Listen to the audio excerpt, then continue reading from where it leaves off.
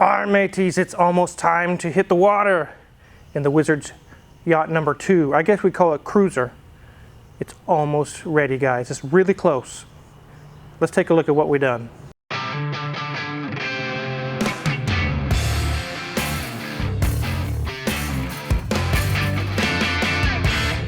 Mrs. Wizard and I have been very busy. Every weekend we've been up here working on the little cruiser. Also during the week when I get a free moment here or there in the shop, I come over here and get a few things done. We've been going strong. And it's paying off because we are that close to having everything done. There's some cleaning we need to do and a few organizing things we need to do. But other than that, all the major projects on the little cruiser are done. And there's quite a few of them. Let's go hop on board and take a look. So we are aboard the cruiser, but we're really high up in the cruiser. We're actually on top of the roof, I guess, or the roof as you would call it, above the helm. And we have installed a way to charge our batteries when we're out on the lake and away from the marina.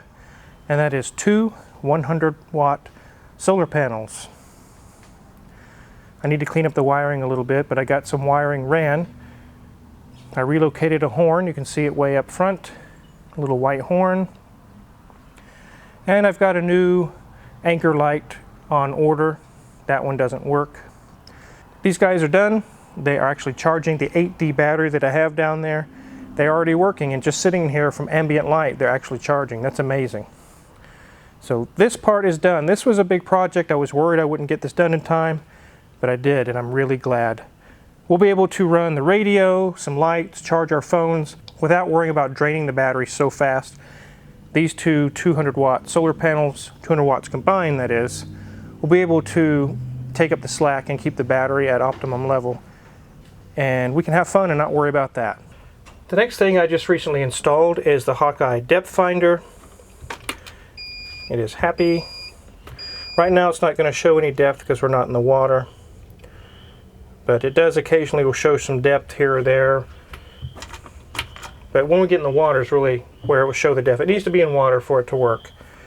I was able to glue it to the inside of the bilge in the bottom of the hull. The instructions say that that's totally an option that you can do. And I used epoxy like the instructions said that you could do. And it works. It works really well. So now I have a depth finder. I can see if I'm about to run aground. And it's in the middle of the boat. It's not in the rear like some people put them. And it's not up front. It said actually in the instructions, it said you need to put it in the center of the boat, both forward and aft, and also to the sides. It needs to be in the center. So that's what I did. So we have a radio that works now. And we have my iPad all up and running. So I mentioned to you guys I'd be downloading the Navionics app to use for chart plotting while we're on the water. This old 3G iPad has a maximum iOS of 9. And the newest version of Navionics says 12 or higher. So that kind of screws me there. I could go get out and get another iPad, but I'm not going to do that. There's a whole list of different apps here. Aquamap. There's Marine Traffic, Boatmaster, Argo Navigation. There's just tons of them. Which ones do you guys know of that recommend that I could download from the App Store that's iOS 9 or lower?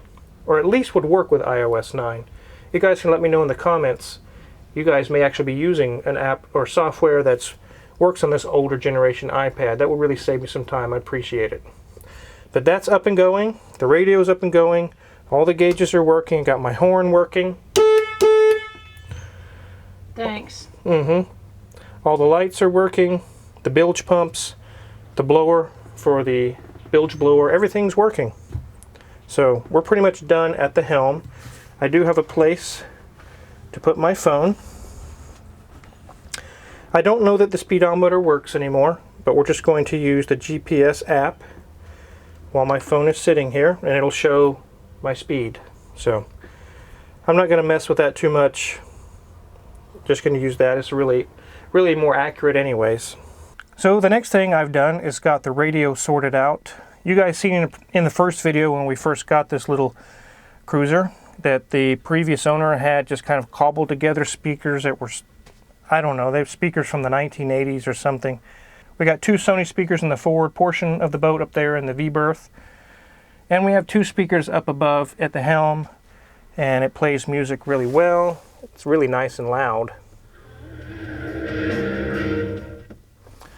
And it does have a USB charging port on the side that I installed. You can see it's glowing bluish color over there.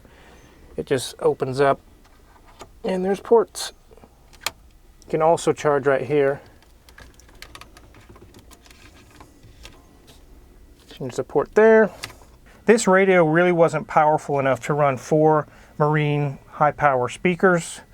It would work, but if you tried to turn it up, it would just start crackling and sound really bad. So I ran an RCA cable over to this cheap Boss amp. I don't care if it's high end or not. It just needs to play music on the water. I don't really care. It's 400 watts, 100 watts per channel. And it sounds really, really good. All 4 speakers, you can crank it up loud. It's gonna be able to play music while we're swimming, doing whatever on the boat, and no trouble there. I was trying to figure out how I'm going to hide this because I didn't want to put this down in the bilge or something crazy. I wanted it to stay dry. And Mrs. Wizard already had an idea. She made a curtain that's going to go right here and perfectly hide it. So that really works really well there. So we have a radio and it has Bluetooth, so that part is solved. So we have solar power, we have navigation partially set up, depth gauge, shore power, everything is all set up in that avenue. Let's see what Mrs. Wizard have got done here in the cabin. So welcome back, ladies, gents, and it kind of feels like we're out on the water already because it has rained here in Kansas and the frogs are letting us know it. You can definitely, at some point in the video, you're going to hear them creaking and croaking away in the background, so I hope you enjoy the side music.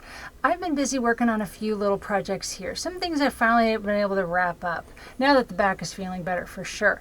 So one is I have installed just a simple towel holder. It just simply has a little screw there, but this will keep everything from, just flying around. So it can sit there and bounce around to its heart's content as we're bouncing around the lake, and it'll be fine. It won't be flopping everywhere. Another thing I have added is a simple paper towel holder right here. So right next to the sink, in case whichever you need, paper towel or towel, they're both right there.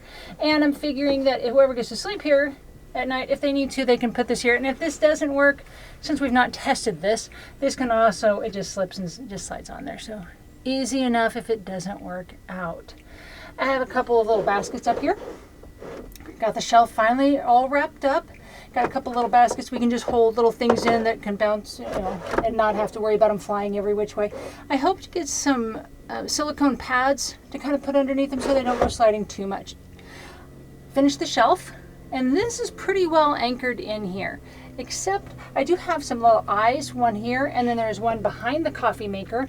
And I want to get a bungee cord so when we are taking this to the lake, going down the highway, and when we're on the lake, that it's not going to go flying every which way. It really is pretty, but if I really work at it, I can move them.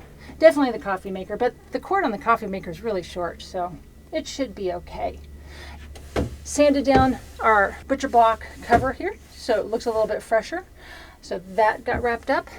One big thing that I've added is over here in the corner of the bathroom. Let's take a peek. So it was kind of dry in here, so I purchased a whole set of nautical themed, some jellyfish, some starfish, some fish and bubbles and seaweed, and put that on this side and on the other side as well, just to brighten the place up a little bit, kind of break away from the 90s look. Put a few in the bathroom, got a few by the mirror, and a couple on the toilet. Wizard's not so happy, thinking the toilet looks a little girly now, but he'll live with it.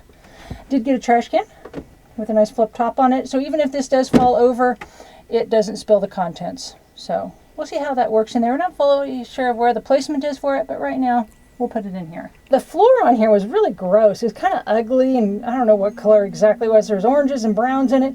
And so I actually had this paint. I actually got this for the carver. It's a non-skid paint that you just paint over top, and it really stuck well and was really easy to apply. And so it's dressed this up a whole lot better. It makes it look a lot fresher. New cushions.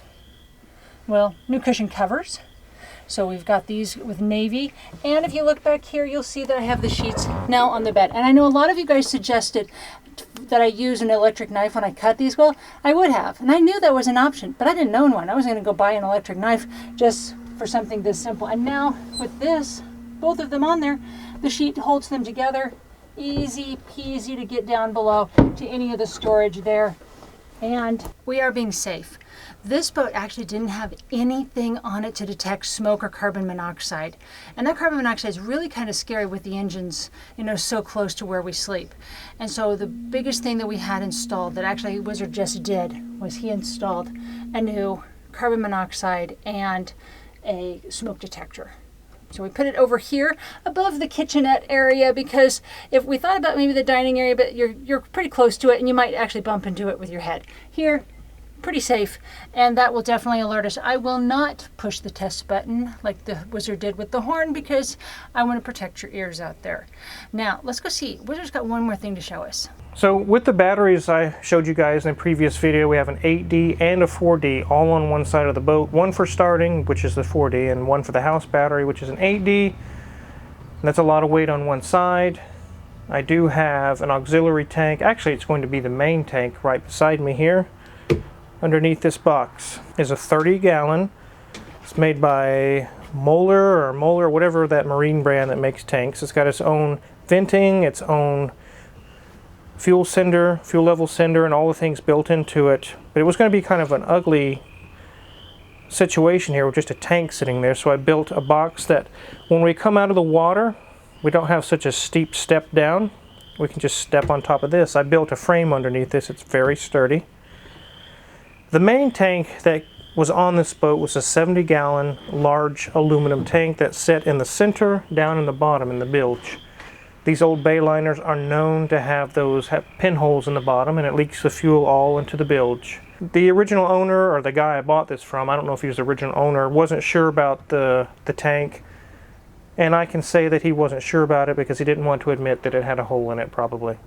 I kind of knew it did. When I first went and looked at this little cruiser, I knew it probably has a hole in the main tank. And it does. There is a 12-gallon tank underneath on this side by the batteries. I guess you could run for about an hour at full throttle on this thing. That's just not going to be enough. So I made that to be an emergency tank. So if we run out of fuel, I've got a small manual valve that we can switch over to that tank and get back to the marina, or at least get some fuel. This one here is hooked into the original fuel inlet and all the hoses and everything. It uses all the same stuff, and it holds, like I said, 30 gallons. That's 2.5 hours full throttle across the lake. That's more than enough. We're not going to be going full throttle for 2.5 hours straight. Probably 30 minutes at a time. And we can go fill this up when it gets low. If we're out on the water and we get caught off guard and we're about out of fuel here, I can switch it over manually, and then we have 12 more gallons to get us to a place to get some fuel. Another marina, or the one we're going to be staying at. So the fuel situation is solved. It doesn't have as much fuel as it used to have, a 70-gallon tank, but the lake that we're going to is not the size of the ocean. It doesn't need to have 70 gallons where we're going. So now I have the 2 batteries on this side and 30 gallons on this side. So that way it kind of evens it out. If you guys are kind of worried about putting so much weight in the back end, just think, right below us was a 70-gallon tank. There would have been a lot of weight right here. So it's not going to be as bad as you think. So the fuel situation is solved. And, you know, when that tank over there gets empty, you know, you're going to be on that side at the helm anyway. So, you know, you've got yourself, you know, and your weight on that side of the boat. Mm-hmm. So the frame of this little box I made is pressure-treated wood, but the exterior pieces you see that are kind of a brownish gray in color are actually composite, so that they don't rot or whatever and have any issues with water getting on them. We're kind of curious about what will we do with this space, and it could get kind of hot in the sun to sit on it or to stand on it. So although we can use this to step on and get into the boat, Mrs. Wizard came up with an idea with a cushion. Yeah, I actually did a lot of research trying to find something that would work, and this is actually for an igloo cooler. And the irony is that this cooler that this cushion was designed for isn't being made anymore. So it was overproduced, so it's overstock, and we were able to pick this up really, really cheap. It has snaps, and all I had to do was screw snap heads in, and this will snap into place and won't blow away. Makes it easy to sit on, so it won't be so hot on ourselves as well. It gives you a chance to kind of sit back a little bit more, because there's really where the Wizard's sitting on top of the engine, and then there's one more spot where currently our replacement for our cooler, we have an electric cooler. So here's the cooler that we bought to replace the not so refrigerated cooler that was in the cabin that the Wizard put the air conditioner in. And that actually runs on 110 or on 12 volt. That was one of the key things we wanted for this, so we could run on either platform. We've got a few more things we'll show, because we have a little bit more to do before we are ready to go out on the water.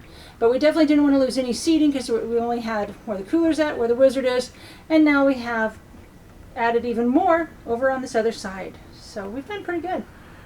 The really cool thing about the solar panels I just put on is it will also be able to run this cooler while we're out on the lake. So with the few things that we're going to need as far as electrical needs, 12 volt power, the solar panels will be able to meet those needs without draining our battery. So that's really going to be a lifesaver for us to have those solar panels. You're a brave man, Wizard. Under a ladder. Yep, you're not supposed to stand under ladders or cross under a ladder. It's bad luck or something. Hopefully we don't get bad luck on the cruiser. So we're almost there, guys. We've got all the major projects done, and they all came out really nice. We got some cleaning to do, some organizing. I'm going to see what kind of recommendations you guys give for the chart plotting app for the old iPad. It needs to be iOS 9 or older. So we'll get those few things tied up, the loose ends, and it won't be long, we'll be on the water. The next video you guys see of this little cruiser is going to be at Grand Lake. Hopefully Hoovie's available, because I'm going to need him to show me some seamanship. He's going to have to train me. He says, Wizard, you're not an able-bodied seaman yet, but I will make you one. He's really good on the water. He knows all that stuff, how to tie all the knots, and he's actually very good at it. Hopefully he can train me and I can become an able-bodied seaman as well. If you're curious what kind of tools we used on this cruiser or any of the cars in the shop, check my Amazon affiliates link in the description below. All the tools in the shop are listed there for sale. We get a small cut, and we really appreciate it. If you haven't hit the subscribe button, I really recommend you do that now, because you want to keep up with this project, and there's a lot more projects coming. Thanks for watching. Oh, try not to hit my head here.